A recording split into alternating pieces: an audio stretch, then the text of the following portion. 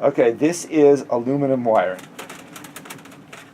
It's extremely bendable, and if you cut it too short, it's very sticky metal. It'll stick to itself, so if you have to make something longer, all you have to do is wrap a piece around it, wind some wire around here for the arms, and extend the legs down. So the rest of this is just newspapers and tape, which is shaped sort of like what it's going to be. In aluminum, you can take this and completely change the posture. Pour some water in there. Okay. This newsprint is not very strong. Okay. Careful of is not to put so much weight on an arm or a leg or something that it actually bends the armature. I'm working out from the center because I know this will carry a large weight. I probably won't even get around to the arms until this is set up, which will give me a surface to attach things to. What I really like about this is you make it and it's done. With clay, you make it, then you got to hollow it out, dry it, fire it, glaze it, fire it again, or paint it, or it's endless steps. I'm tired of steps. I've reached that point in my life where process does not appeal to me. And when you want to stop, all you have to do is wash your hands. Make sure you don't pour wet plaster down the sink. Surface, even though it's really thin, it's hard, and but what's nice is if you screw up, you can just bust it up or saw it off. Like if I want to put the leg someplace else, I just break it. Disadvantage is it tends to go off real fast. Set, you mean? Yeah, and one thing I like, I was anticipating, is that because this is so light, I'm going to take this whole thing off and lay it on the floor, and then drip plaster onto it, like Jackson Pollock dripped paint. So there's going to be this whole like drippy surface thing. Working on this, once it's dry, you have to make sure it's not so dry that it'll just suck the water out of the plaster. The plaster never gets a chance to react because all the water went into the previous layer of plaster. It's best to do a plaster project like this fairly like every day until you get it done, over a span of a couple of weeks. Because ultimately the plaster gets to the point where it gets harder and harder to get additional layers to adhere.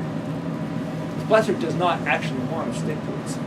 That's another thing I'm doing here. I'm noticing all these little wriggles and thinking that that's going to be a good place for the next plaster to adhere. You grab your mechanical bond. And so these pieces you're tearing off, they have to be completely hit with the plaster? It's best. So like, this isn't just something blind you're doing until you can get around to fashioning your figure. You're fashioning it from the armature outward. Even though none of this surface will show, I'm still picturing it as finished, I guess. Plaster of all kinds is astonishingly tough against weather. The big piece I've got out back, all that concrete stuff that I put on it didn't last half a winter. It just cracked and disintegrated, leaving the plaster behind. The plaster's fine. It's survived a winter and a half.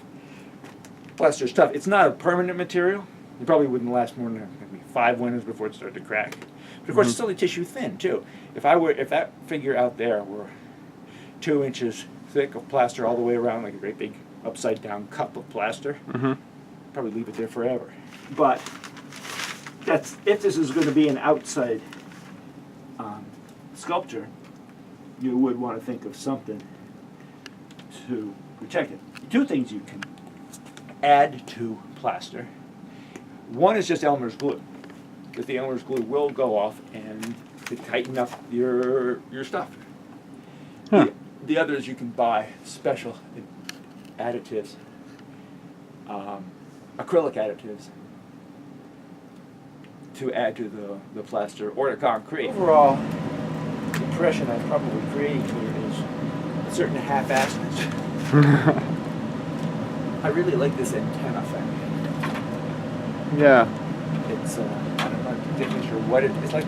combination of a headdress and, I don't know, ritualistic thing, really appropriate. It does move the energy of the sculpture out. The sculpting that you do doesn't have a lot of straight lines in it anyway.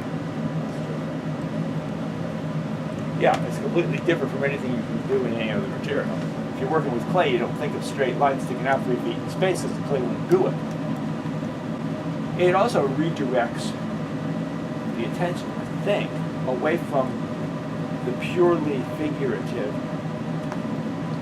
component of the sculpture to some kind of implicit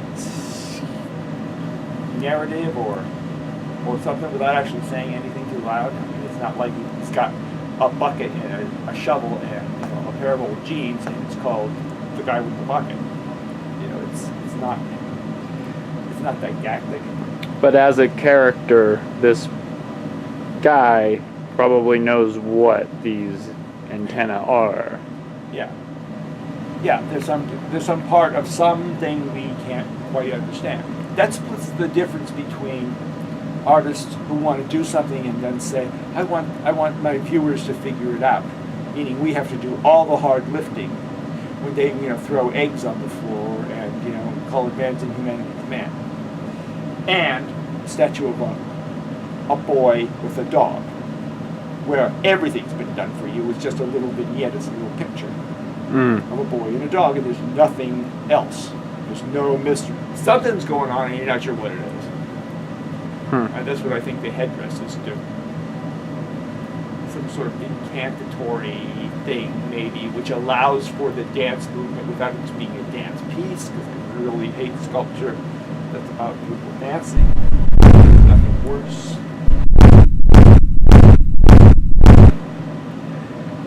As it starts to harden, you can shape it with your fingers, then it hardens a little more, and I mean like 10 minutes later, you can scrape it with a spoon, and 10 minutes later you can scrape it with a knife, and 10 minutes after that you can pull a rasp or a chisel over it, and 10 minutes after that you're actually chiseling it, so it goes through all the phases from wet to rock hard.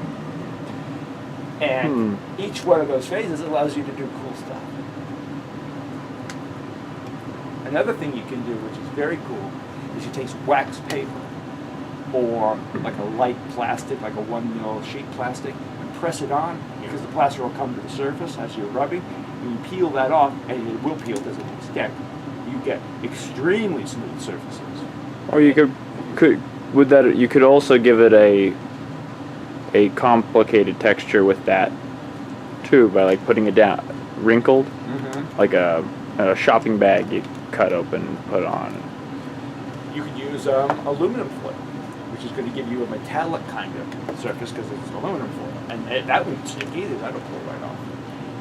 And then once you've got that, if you think it's too much, you can take it down with some sandpaper. You can add it. Now here I haven't put a surface piece of paper on there. Just apply that right in place. And that'll happen more and more once I've got an entire surface on. If I need this muscle to be built out, I'll just be in solid plaster. The head, I have no idea. The head dress, of course, is going to be principally styrofoam. I think that's about as much as I can accomplish right now.